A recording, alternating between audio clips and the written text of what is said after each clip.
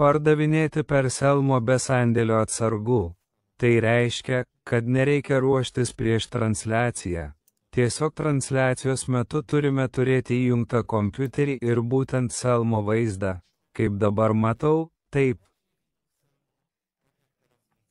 Tai reiškia, kad esu prisijungęs prie savo profilio. Įsivaizduokite, kad būtent šią minutę aš įjungiau tiesioginę transliaciją Facebook platformoje.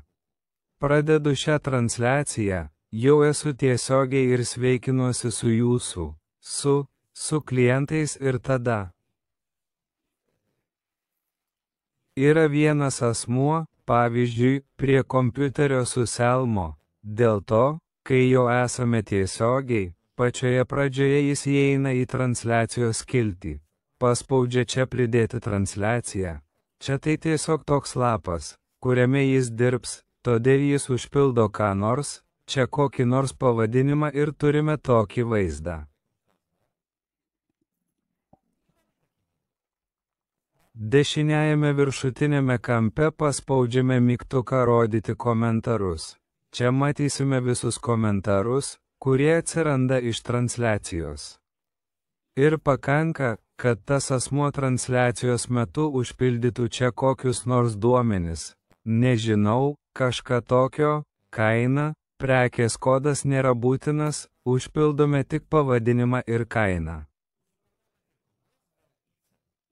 Ir tada, jei matome dešinėje pusėje, kad tarkime šie du asmenys nori šio produkto, arba parašė, aš prašau, aš noriu šio produkto, pridėkite jį į krepšelį. Kažkas tokio, tai tiesiog užvedate ant tų asmenų. Tarkime šie du norėjo to kažko. Taip, na tai užpildome, čia taip pat turime galimybę užpildyti variantus, tai yra ten spalvų versijas, dydžių versijas, na priklausomai, bet jei, pavyzdžiui, neturime šių laukų, neturime čia jokių variantų užpildyti, tai paspaudžiame šį mygtuką ir tęsiame transliaciją. Tiesa. Vėl kažką ten pristatome transliacijoje, vėl turime du norinčius asmenis. Taip, paprastai jūs tai užrašydavote dabar arba kažkur Excel programoje, arba ant lapelių, kažkas tokio, o čia dabar tas asmuo, kuris sėdi prie kompiuterio, užpildo tik šiuos du laukus, kaip sakiau. Tai yra pavadinimą ir kainą ir paspaudžia ant asmenų komentarų, kurie supranta, kad jie nori pirkti šį produktą, tiesa, ir paspaudžiame.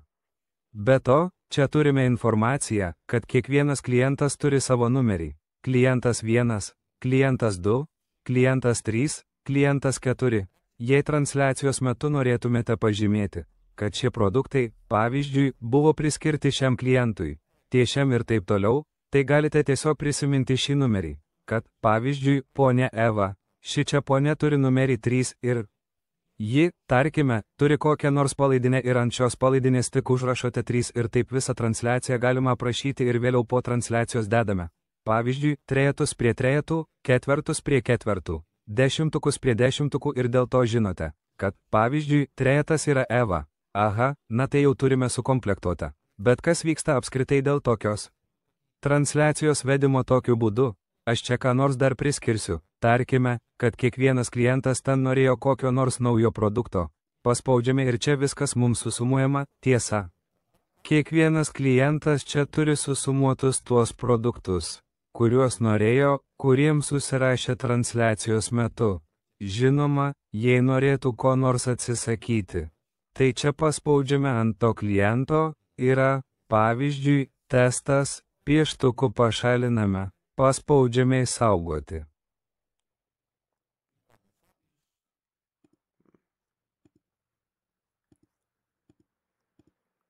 O, atsiprašau, ne tas mygtukas, pašalinti, įsaugome ir šiam klientui dabar pasikeitė.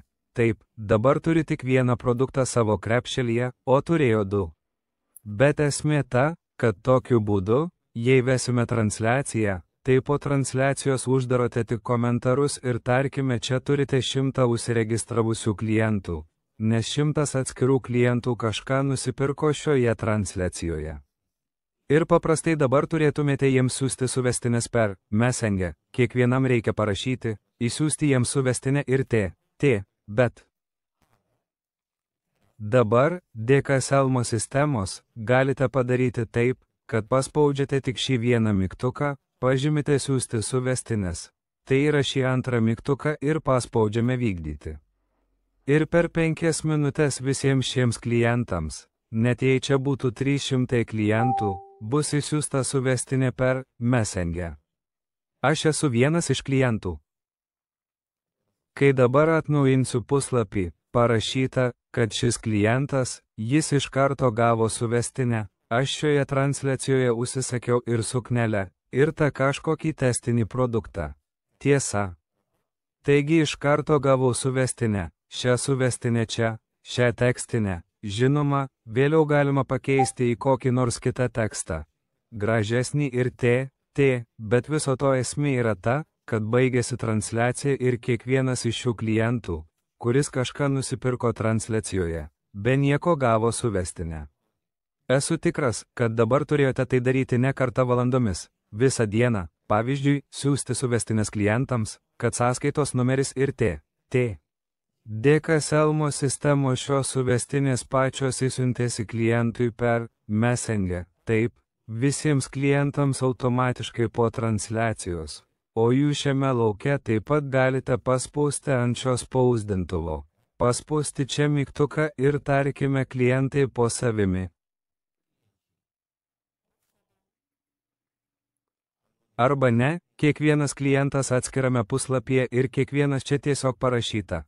Ką klientas, koks turėjo numerį, ką pirko ir tiesa. Taip pat galima padaryti, sugeneruoti savo Excel failą, tai yra POFA šio pirmojo ir turite sąrašą šalia savęs. Taip, visi klientai čia turi ką nors užsisakę, čia yra išdėstyti ir jūs žinote, ką kas pirko. Bet svarbiausia visame tame yra tai, kad kiekvienas klientas jau turi savo suvestinę per Messenger dėka to. O jūs iš tikrųjų transliacijoje tik paspaudėte ant komentarų, kaip sakiau, taigi yra 2 būdai pardavimui per Selmo vykdyti. Vienas yra būtent ši transliacijų skiltis ir čia neturime sandėlio atsargų. Tai darome tiesiogiai, bet galima ir pasiruošti iš anksto ir turėti produktus įvestus į sandėlio atsargas. Tai aiškinau ankstesniame filmuke.